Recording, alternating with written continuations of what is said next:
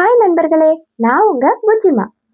ஒரு செழிப்பான ஆற்றின் கரையில் ஒரு பிரம்மாண்டமான ஆலமரம் இருந்தது. அந்த மர்மம் பல நூறு ஆண்டுகளாக வரலாற்றை கொண்டது. அந்த நிழலில் ஆயிரக்கணக்கான பறவைகளும் வழிப்போக்கர்களும் இளைப்பாறி வந்தனர். அந்த மரத்தின் ஒவ்வொரு விழுதும் ஒரு தூண் போல பூமியில் இறங்கி அந்த மரத்திற்கு பெரும் பலத்தை தந்தது. அந்த மரத்தின் உச்சியில் ஒரு சிறிய கிளை இருந்தது. அந்த கிளைக்கு ஒரு கவலை. நான் இவ்வளவு உயரத்தில் இருக்கிறேன், ஆனால் எல்லோரும் கீழே இருக்கும் அந்த அழுக்கான வேர்களைத்தான் புகழ்கிறார்கள். நான் தான் மேலிருந்து உலகத்தை பார்க்கிறேன், எனக்கே எல்லா புகழும் கிடைக்க வேண்டும் என்று அது நினைத்தது. ஒரு நாள் பலமான காற்று வீசியது. மரம் அசையாமல் நின்றது. அந்த கிளை காற்றுடன் சண்டையிட்டது. பார், நான் எவ்வளவு பலமாக இருக்கிறேன், இந்த காற்று என்னை ஒன்றும் செய்ய முடியாது என்று பெருமையாக சொல்லிக் கொண்டது.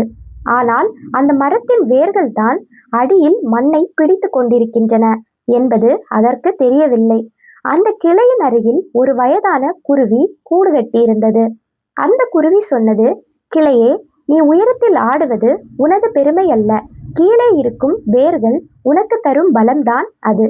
வேர் இல்லை என்றால் நீ ஒரு காய்ந்த விறகுதான் என்றது. இதை கேட்டு அந்த கிளைக்கு கோபம் வந்தது.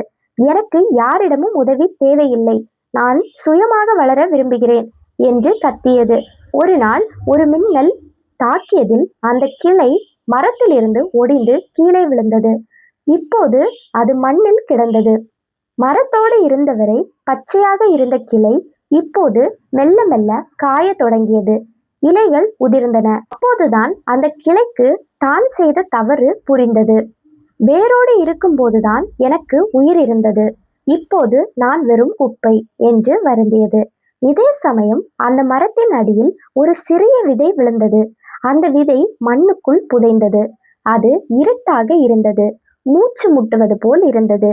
அந்த விதை அழுதது, ஏன் என்னை இப்படி புதைத்து வைத்திருக்கிறீர்கள், எனக்கு சூரிய வெளிச்சம் வேண்டும் என்று கதறியது. அப்போது மண்ணுக்குள் இருந்த ஒரு முதிர்ந்த வேர் பேசியது, சின்னஞ்சிறு விதையே, பயப்படாதே, மேலே செல்வதற்கு முன்னால் நீ கீழே போக கற்றுக்கொள்ள வேண்டும். உன் வேர்கள் எவ்வளவு ஆழமாக போகிறதோ அவ்வளவு உயரத்திற்கு உன்னால் வளர முடியும் என்றது. விதை அமைதியானது.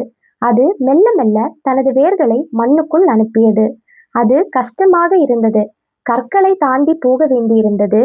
ஆனால் அந்த வேர்கள் நீரை தொட்டபோது விதைக்கு ஒரு புதிய சக்தி கிடைத்தது. மெல்ல ஒரு தளிர் மண்ணை துளைத்து கொண்டு மேலே வந்தது.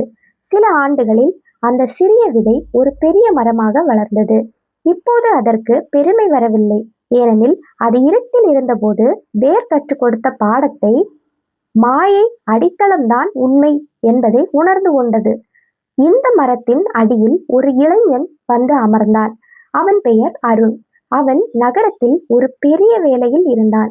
ஆனால் அவனுக்கு நிம்மதி இல்லை. எப்போது பார்த்தாலும் டென்ஷன், பயம். என் வாழ்க்கை ஒரு காய்ந்த கிளை போல இருக்கிறது என்று அவன் புலம்பினான். அருண் அந்த மரத்தை பார்த்தான். எவ்வளவு காற்று அடித்தாலும் அது அசையாமல் இருப்பதை பார்த்து வியந்தான். அவன் மரத்திடம் கேட்பது போல தனக்கு தானே கேட்டுக்கொண்டான், உனக்கு மட்டும் எப்படி இவ்வளவு தைரியம் கிடைக்கிறது? அப்போது அருணுக்கு ஒரு ஞாபகம் வந்தது. அவனது தாத்தா ஒருமுறை சொன்னார், அருண், நீ எவ்வளவு பெரிய ஆளானாலும் உன் கிராமத்தையும் உன் எளிமையையும் மறந்து விடாதே, அதுதான் உனது வேர். அருண் நகரத்தில் பணத்தை தேடி ஓடியதில் தனது வேர்களை தொலைத்து விட்டதை உணர்ந்தான். அவன் தனது சொந்த ஊருக்கு செல்ல முடிவு செய்தான். அங்கே அவனது பழைய வீடும் அங்கே இருந்த எளிய மனிதர்களும் அவனுக்கு ஒரு பெரிய நிம்மதியை தந்தனர். அவனது பழைய நண்பர்கள் அவனிடம் எந்த பலனையும் எதிர்பார்க்காமல் அன்பு காட்டினர். நகரத்திற்கு திரும்பினான். ஆனால் இப்போது அவன் பழைய அருண் அல்ல. அவன் தனது வேலையை செய்தான், ஆனால் புகழுக்காகவோ பணத்திற்காகவோ ஓடவில்லை. அவன் தனது மனதை வேறாக மாற்றி அதில் அமைதி என்ற நீரை ஊற்றினான். அவனது நிறுவனத்தில் ஒரு பெரிய நஷ்டம் ஏற்பட்டது. அனைவரும் பதட்டமடைந்தனர். ஆனால் அருண் மட்டும் அமைதியாக இருந்தான். நஷ்டம் என்பது ஒரு இலை உதிர்வது போலத்தான், வேர் பலமாக இருந்தால் மீண்டும் புதிய இலைகள் முளைக்கும் என்று அவன் மற்றவர்களுக்கு தைரியம் சொன்னான். அவனது நிதானத்தை பார்த்து அவனது மேலதிகாரி வியந்தார். அருண், உனக்கு எப்படி இவ்வளவு முதிர்ச்சி வந்தது என்று கேட்டார். அருண் சிரித்துக்கொண்டே சொன்னான். நான் ஒரு மரத்திடம் பாடம் கற்றேன் ஐயா. என் வேர்களை நான் கண்டுபிடித்து விட்டேன் என்றான். வேர் என்பது என்ன? அது நமது கலாச்சாரம், நமது குடும்பம், நமது நல்ல பண்புகள் மற்றும் நமது உண்மைத்தனம். இவை பலமாக இருக்கும்போது மனிதனை எந்த புயலாலும் அசைக்க முடியாது. அந்த ஒடிந்து விழுந்த கிளை இப்போது மக்கி போய் மண்ணோடு மண்ணாகி விட்டது. ஆனால் அது மட்கும்போது அந்த சிறிய விதைக்கு உரமாக மாறியது. நான் வாழும்போது பெருமையாக இருந்தேன், சாகும்போது பயனுள்ளவனாக மாறினேன் என்று அது நினைத்தது. இந்த கதை இன்று நமக்கெல்லாம் ஒரு பெரிய எச்சரிக்கை. நாம் சமூக வலைதளங்களில் லைக்ஸ்களையும் கமெண்ட்களையும் தேடி ஓடுகிறோம். அது மரத்தின் உச்சியில் இருக்கும் இலைகள் போன்றது. காற்று வீசினால் உதிர்ந்துவிடும். ஆனால் உங்கள் அறிவு, உங்கள் உழைப்பு, உங்கள் நேர்மை இதெல்லாம் வேர்கள் போன்றது. யாரும் இதை பார்க்க மாட்டார்கள். ஆனால் இதுதான் உங்களை தாங்கி பிடிக்கிறது. ஆலமரம் ஏன் இவ்வளவு காலம் வாழ்கிறது தெரியுமா? அதன் விழுதுகள் மீண்டும் பூமியை தொட்டு வேர்களாக மாறுகின்றன. அதாவது அது தனது பலத்தை மீண்டும் மீண்டும் மண்ணிலிருந்து எடுத்துக்கொள்கிறது. நீங்களும் வாழ்க்கையில் உயரே செல்லும்போது அவ்வப்போது உங்கள் பழைய நாட்களையும் உங்களுக்கு உதவியவர்களையும் நினைத்து பாருங்கள். அதுதான் உங்களை மீண்டும் பூமியோடு இணைக்கும் விழுதுகள். அருண் இப்போது ஒரு பெரிய வெற்றியாளராக இருக்கிறான். அவன் தனது அலுவலகத்திலேயே ஒரு சிறிய தோட்டம் அமைத்திருக்கிறான். அவன் ஒவ்வொரு முறையும் சோர்ந்து போகும்போது அந்த செடிகளின் வேர்களை பார்ப்பான். இருட்டில் இருப்பவை தான் வெளிச்சத்தில் இருப்பவற்றை காக்கின்றன என்ற தத்துவம் அவனது மேஜையில் எழுதப்பட்டிருந்தது. அதுதான் அவனது வெற்றியின் ரகசியம்.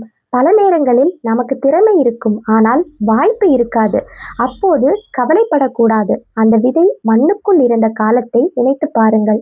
அது மண்ணுக்குள் இருந்தால்தான் அதற்கு நீர் கிடைத்தது.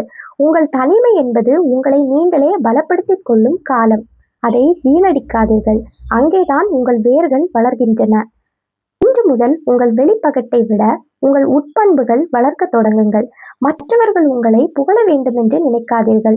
உங்களை தாங்கிக் கொள்ளும் அளவிற்கு நீங்கள் பலமாக இருக்கிறீர்களா என்று பாருங்கள். மரம் வளர்ந்து கனிகள் தரும்போது அது யாருக்கும் கணக்கு காட்டுவதில்லை. அது தனது இயல்பு. அதேபோல் உங்கள் நற்பண்புகளும் உங்கள் இயல்பாக மாற வேண்டும். புயல் வரும்போது இலைகள் தான் பயப்படும், வேர்கள் அல்ல. உங்கள் வேர்களை ஆழமாக நட்டு வையுங்கள். வாழ்க்கை ஒரு அழகாக சோலையாக மாறும். இந்த ஸ்டோரி உங்க எல்லாருக்கும் பிடிச்சிருக்கும்னு நம்புறேன். கண்டிப்பா பிடிச்சிருக்கும்னு நம்புறேன். பிடிச்சிருந்துச்சுன்னா உங்க ஃப்ரெண்ட்ஸ், ரிலேட்டிவ்ஸ் எல்லாருக்குமே இதை ஷேர் பண்ணி விடுங்க. கண்டிப்பா சேனல்ல எப்பவுமே இணைஞ்சிருங்க. அப்பதான் நான் அடுத்தடுத்து போடுற பார்ட்ஸ் எல்லாமே உங்களுக்கு நோட்டிஃபிகேஷனா வரும். சேனலை கண்டிப்பா சப்ஸ்கிரைப் பண்ணி வச்சுக்கோங்க. Bye friends.